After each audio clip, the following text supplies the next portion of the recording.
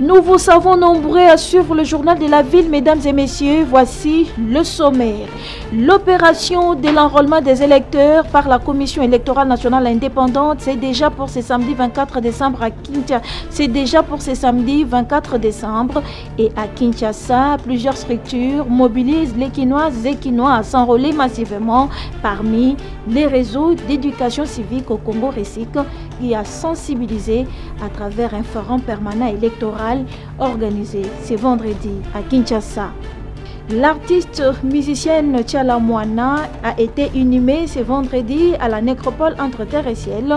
C'est après une cérémonie de sa décoration organisée au Palais du Peuple. Un accident de circulation s'est produit ce vendredi 23 décembre sur le pont Maréchal aux alentours de 5 h du matin. On dénombre des morts aux âmes sensibles de s'abstenir.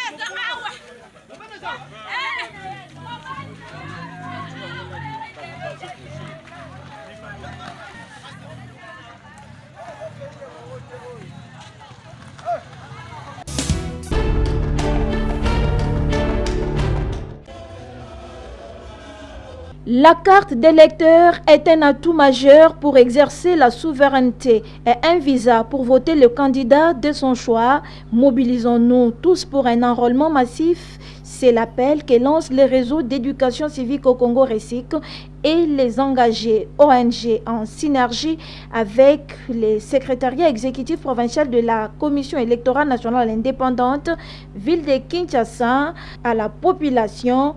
Campagne lancée ce vendredi 23 décembre 2022 lors d'un forum permanent d'information électorale à l'amphithéâtre de l'Université catholique au Congo.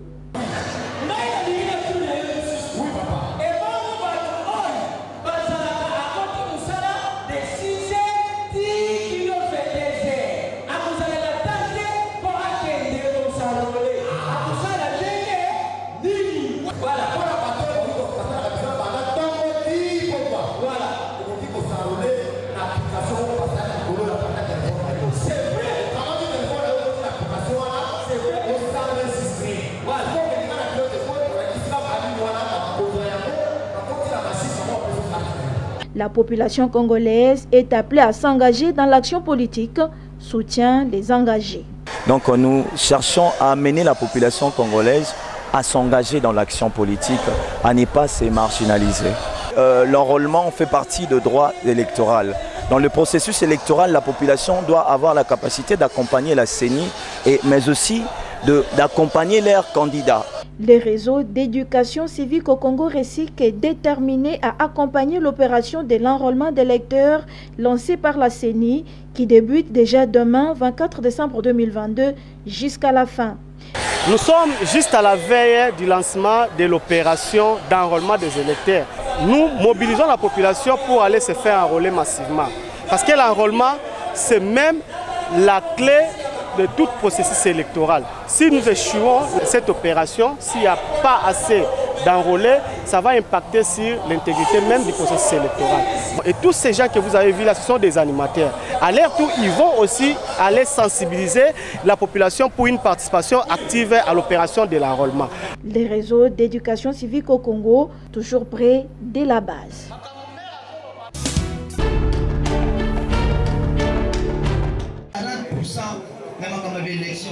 L'opération de l'enrôlement des électeurs par la Commission électorale nationale indépendante CENI, c'est déjà pour demain.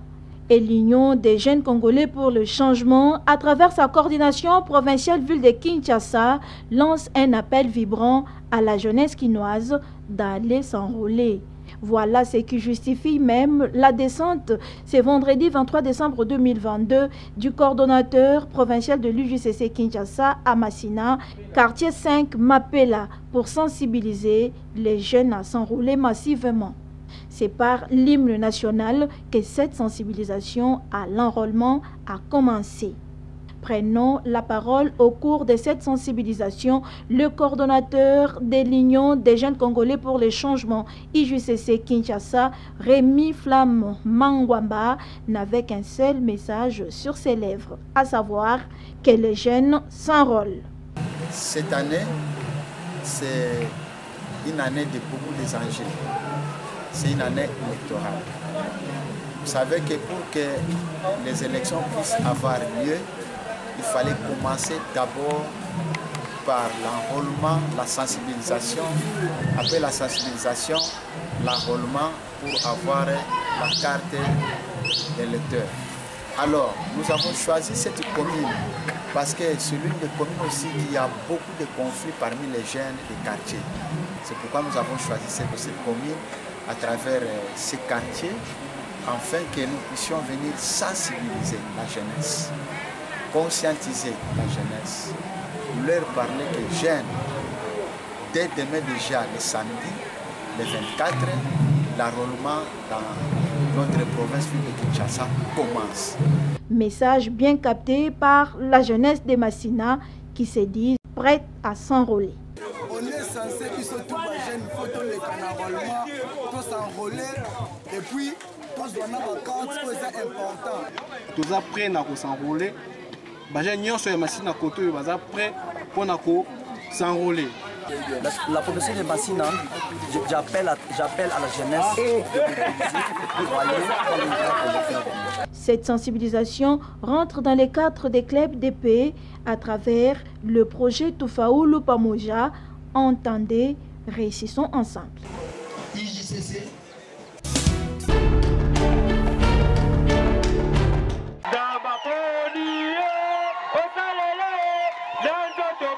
Cap vers horizon 2023, les compagnons de Maître Toussaint Sitou soutiennent à 100% Félix Antoine Tshisekedi et s'engagent à défendre sa vision. Envie d'encadrer la population de sa juridiction qui est derrière le président Tshisekedi, l'homme de terrain Maître Toussaint Sitou et la structure qui porte son nom vient d'ouvrir un nouveau siège au quartier Pompage, précisément au pont Moleka sur la route Nzolana. Ce bureau sera une représentation du chef de l'État Félix Antoine Tshisekedi et une occasion pour les compagnons de Maître Toussaint Sitou de confirmer leur présence dans cette municipalité. C'est lui-même, le digne fils de Ngaliema, Maître Toussaint Sitou, qui a coupé le ruban symbolique, lançant ainsi les activités de ce bureau, car la base doit déjà se préparer. Nous appelons cela grand événement parce que nous avons coupé le ruban pour insister ou bien pour confirmer notre présence permanente dans notre quartier. Nous sommes à Pompage, Pomoleka, City Reto comme on appelle, la route Malueka. C'est ici chez nous, c'est chez nous ici. Et on a bien voulu ouvrir un bureau comme représentation du chef de l'État. On s'est engagé de défendre Fachi Béton jusqu'à l'infini. Et par conséquent, nous devons encadrer la population qui est derrière Fachi Béton. Par conséquent, nous sommes ici présents pour lancer l'ouverture de ce bureau. Présenter le vœu le meilleur à toutes mes mamans et papas, frères et sœurs des quartiers. Avec l'enrôlement des électeurs qui débute ce samedi 24 décembre, le natif de Ngaliema a invité la population de sa juridiction de s'enrôler massivement afin de décider sur leur avenir et devenir qui n'est autre que Félix Antoine Tshisekedi. Et en plus de cela, annoncer pour demain le début des révisions des fichiers électoraux que nous appelons l'enrôlement. Il est appelé alors à tout enfant de Lukunga, Malueka, Kimwala, Moudi, Dombo Soka Munganga Cité Baudouin Ipene Consort, de s'enrôler massivement. Pour clôturer cette cérémonie, les compagnons de Maître Toussaint Sitou ont remis des vivres en nature à la population. Question de bien passer les festivités de fin d'année.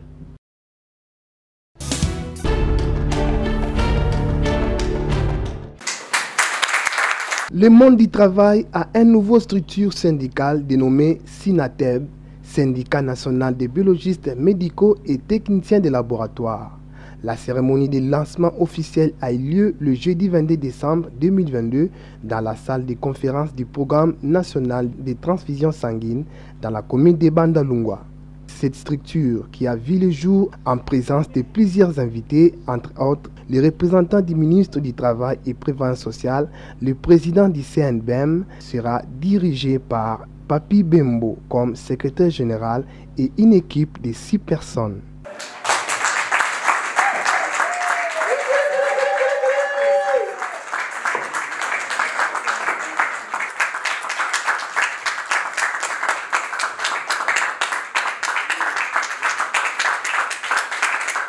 Une satisfaction parce que nous avons accompli la mission nous confiée par nos pairs, les membres fondateurs, c'est-à-dire d'amener le syndicat à sa sortie officielle.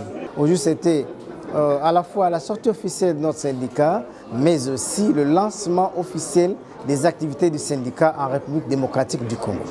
Le ministère du Travail, c'est notre tutelle. Nous ne pouvons que nous conformer à certaines des orientations qu'ils vont nous donner et nous sommes fiers de les avoir parmi nous pour qu'ils servent de notre leitmotiv. Donc ils vont nous orienter la voie pour savoir ce que nous ferons ensemble parce que le travailleur est au centre de toute l'action pour ce ministère du Travail. Tous les conseils, toutes les orientations faites par nos pairs, nos collègues syndicalistes comme notre profession, le CNBM, nous pouvons prendre ça en compte et nous nous rendons compte ce jour que nous avons une lourde responsabilité de pouvoir conduire les biologistes médicaux et techniciens de laboratoire vers leur destinée dans la défense de leurs intérêts. Prenant la parole, le président du CNBM, Blandin Bokabela, a invité le technicien biologiste d'adhérer au SINATEB pour la défense de leur profession. J'exhorte aux biologistes médicaux et techniciens de laboratoire non seulement d'adhérer massivement au SINATEB, mais lui apporter les moyens nécessaires pour son organisation et son fonctionnement.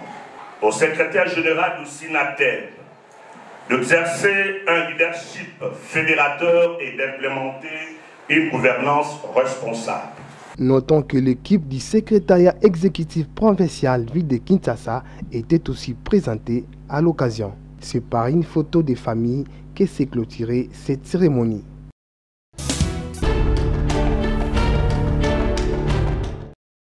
Une délégation de la Fédération des syndicats des enseignants de l'Afrique de l'Est, conduite par son président et son secrétaire général, se trouve en mission en République démocratique du Congo. Ce mercredi 21 décembre 2022, cette délégation a échangé avec la Fédération nationale des enseignants et éducateurs du Congo, FENECO-INTC. Objectif, solliciter l'adhésion de la FENECO-INTC à la FEATU. Augustin Tombanzouji est secrétaire général de la FENECO-INTC. Vous savez, notre pays a adhéré à la communauté des États de l'Afrique de l'Est et les syndicats sont organisés dans une fédération qui s'appelle FEATU. Tous les pays ont des syndicats qui sont affiliés à cette structure et que nous, en adhérant à la communauté des pays de l'Afrique de l'Est, il est normal que nous puissions aussi faire partie de la communauté des syndicats de l'éducation affiliés à l'interaction de l'éducation pour l'Afrique de l'Est. On a eu des échanges fructueux. Nous avons présenté notre organisation étant la plus représentative parce que la première force syndicale depuis 2013, après les élections. On a fait beaucoup de réalisations dans ce pays, notamment la création de la mutuelle de santé que nous avons eu à diriger dès ses premiers pas. Voilà que nous allons adhérer à la Fédération des syndicats de l'éducation des pays de l'Afrique de l'Est. De son côté, le président de la Fédération des syndicats des enseignants de l'Afrique de l'Est, Rémi Sengi Yumva, revient sur la mission de sa visite en RDC. La visite que nous venons de commencer, c'est dans le but de chercher une coopération entre la FENECO et cette fédération que nous appelons la FEATU. C'est une fédération des syndicats des pays membres de l'Afrique de l'Est Et comme aujourd'hui la RDC est déjà membre de la communauté, on aimerait avoir un syndicat fort qui peut travailler avec les autres syndicats de la région pour défendre les droits socio-professionnels des enseignants. Il est dénoté que ces échanges sur l'adhésion de la FENECO-INTC à la FEIATU se poursuivent à l'INTC au comité exécutif.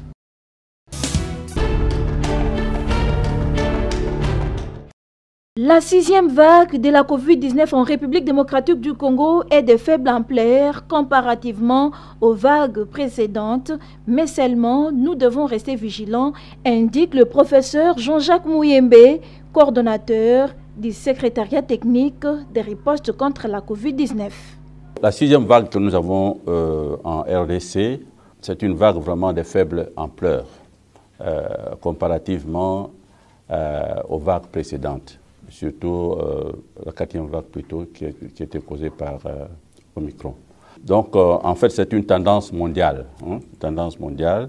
Il y a quelques pics ça et là, mais d'une façon générale c'est plutôt une tendance à la baisse. Et chez nous, nous avons à peu près 2 à 10 cas par jour. Il y a même des jours où nous avons 0 cas. Mais nous devons toujours rester vigilants, parce que le virus continue toujours à circuler.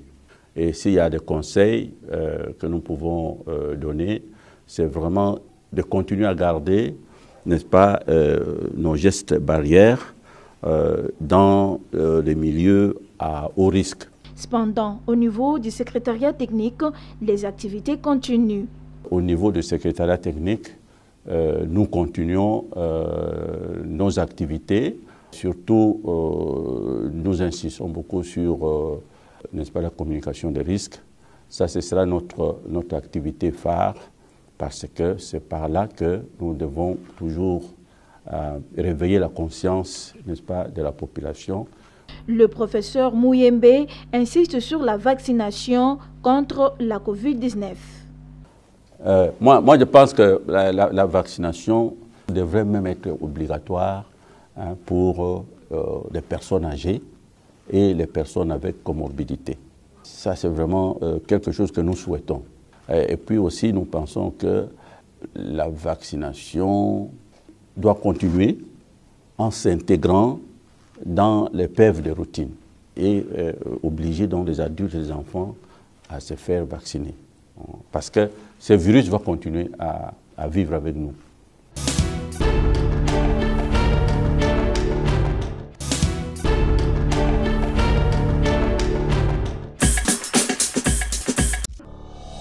Fin de cette session d'information du journal de la ville, mesdames et messieurs. Merci de l'avoir suivi. Le prochain rendez-vous est fixé pour ce samedi. Et d'ici là, portez-vous bien.